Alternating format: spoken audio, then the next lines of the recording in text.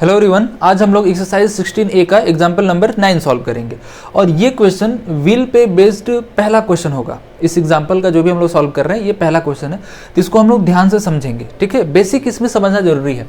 इस क्वेश्चन में क्या कह रहा है, a bicycle wheel makes 5000 revolutions in moving 11 kilometre, find the diameter of the wheel. ठीक है, चले व्हील का हम एक कंसेप्ट सिखाते हैं, ध्यान से समझेंगे जो इस क्वेश्चन में यूज हो रहा है।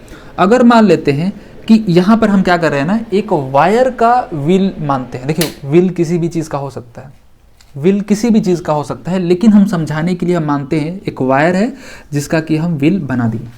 ठीक है, अभी ये क्या है, रेस्ट पे है और ये रोड पे इसको रखा गया है।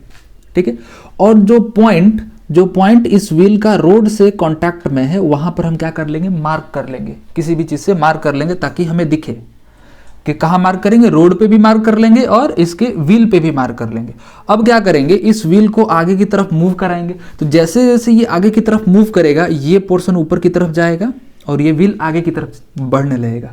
बढ़ते बढ़ते एक समय ऐसा आएगा कि वापस ये व्हील का ये वाला पोर्शन ना घूम के वापस से यहां आ जाए। तब तक वो कुछ आगे बढ़ चुका होगा, यानी कि यहां पहुंच चुका होगा।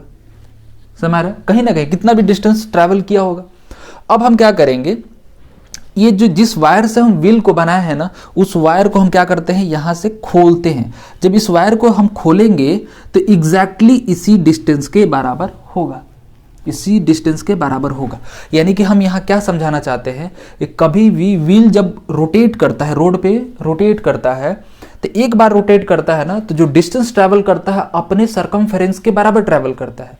क्योंकि ये जो हम जिस वायर से हम बनाए थे व्हील, अगर वापस उसको खोलते हैं तो उस वायर का जो लेंथ होगा वो किसके बराबर होगा, इस व्हील के सरकमफेरेंस के बराबर होगा। ठीक है, तो अगर ये 2 बार घूमता है तो कितना डिस्टेंस ट्रैवल करेगा, अपने सरकमफेरेंस के 2 गुना। अगर ये 3 बार घूमता है तो अपने सरकमफेरेंस के 3 गुना ट्रैवल करेगा। ठीक है, तो मान लेते हैं कि इसका सरकमफेरेंस जो है ना 2 मीटर का है, 2 मीटर का सरकमफेरेंस है, तो एग्जैक्टली ये भी कितना होगा, 2 मीटर ही होगा। ठीक है, तो अगर कोई रास्ता है या फिर कोई डिस्टेंस है जहां पर बोला जा रहा है कि 10 मीटर ट्रैवल करना है हमें, तो ये कितनी बार रोटेट करेगा कि हम 10 मीटर ट्रैवल करेंगे। तो हम वहां क्या कर रहे हैं कि 10 मीटर को 2 से डिवाइड कर रहे हैं, यानी कि एक बार रोटेट करेगा तो 2 ट्रैवल करेगा। तो हम 10 को 2 से डिवाइड कर रहे हैं, तो यहाँ क्या मिल जाएगा हमको, नंबर ऑफ रोटेशन मिल जाएगा। तो सॉरी नंबर ऑफ क्या मिल जा रहा है, वहां पे रोटेशन मिल जा रहा है। ठीक है, तो यहां पर क्या है ना कि अपोजिट दे दिया है। यहां पर क्या किया है कि इतना डिस्टेंस ट्रैवल करना है, लेकिन नंबर ऑफ रोटेशन क्या हो रहा है, इतना हो रहा है। हमारी बात, यानी कि नंबर ऑफ रोटेशन क्या हो रहा है, 5000 हो रहा है, और हमको डिस्टेंस ट्रैवल करना है वो कितना है, 11 किलोमीटर है। तो उसके लिए हमको क्या करना पड़ेगा, यानी कि जो पहले हमको सरकमफेरेंस निकालना होगा। सरकमफेरेंस निकालेंगे तो वहां से सरकमफेरेंस से हम क्या कर पाएंगे, वहां पे डायमीटर निकाल पाएंगे। ठीक है, तो गिवन क्या है, गिवन टोटल डिस्टेंस। ठीक है, टोटल डिस्टेंस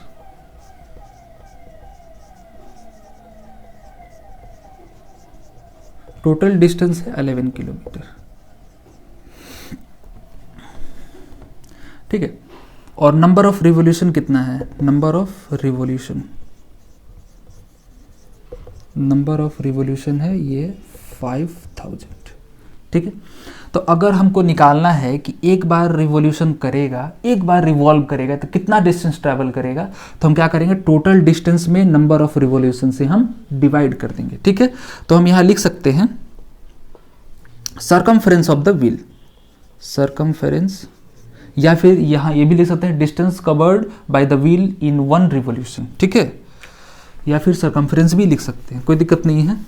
यहां लिखते हैं डिस्टेंस कवर्ड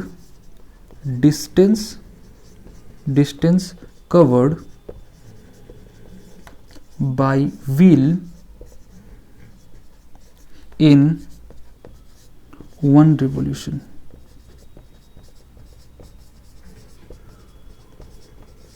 ठीक है, 11 किलोमीटर, लेकिन ये कैलकुलेशन किलोमीटर में हो नहीं पाएगा। ठीक है, डिस्टेंस तो बहुत ज़्यादा ट्रैवल करते हैं, व्हील का क्या डायमीटर उतना ज़्यादा होता है, सरकमफेरेंस उतना होता है, इसलिए हम किलोमीटर में ना रख के हम इसको कन्वर्ट कर देते हैं मीटर में।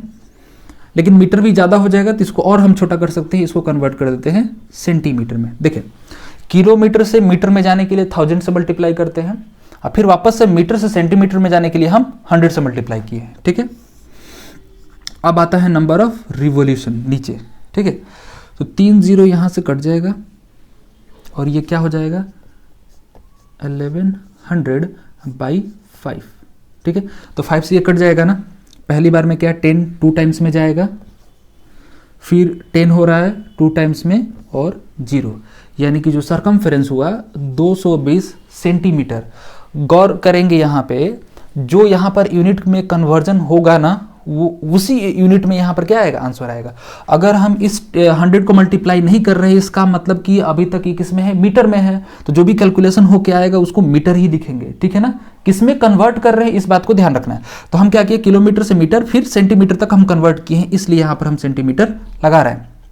तो एक रोटेशन में जितना डिस्टेंस कवर्ड होता है वही चीज हम निकाले हैं, distance covered by the wheel in 1 revolution, और उसी को हम लोग बोलते हैं सरकमफेरेंस भी कहा जाता है। ठीक है, अभी हम यहाँ एक्सप्लेन किया है ना कि एक रोटेशन में जितना डिस्टेंस कवर होता है वो कितने के बराबर होता है, इस व्हील के सरकमफेरेंस के बराबर होता है। तो ये समझना यहाँ पे जरूरी था। ठीक है, तो आगे का हम कैलकुलेशन यहाँ पर करेंगे, यानी कि जो सरकमफेरेंस ऑफ द व्हील होगा, सरकमफेरेंस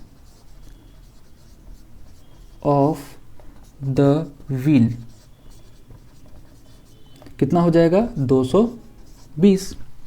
ठीक है, तो ये भी एक सर्कल है, तो इसका हम क्या मान लेते हैं, रेडियस r मान लेते हैं। तो यहां जब हम फॉर्मूला रखेंगे तो क्या रखेंगे, 2πr इज इक्वल टू 220। तो r इज इक्वल टू क्या हो जाएगा 220 और नीचे जाएगा 2 इंटू 22/7। ठीक है ना, ये हो जाएगा 22/7, तो 7 चला जाएगा ऊपर। आगे कैलकुलेशन हम इधर कर दे रहे हैं।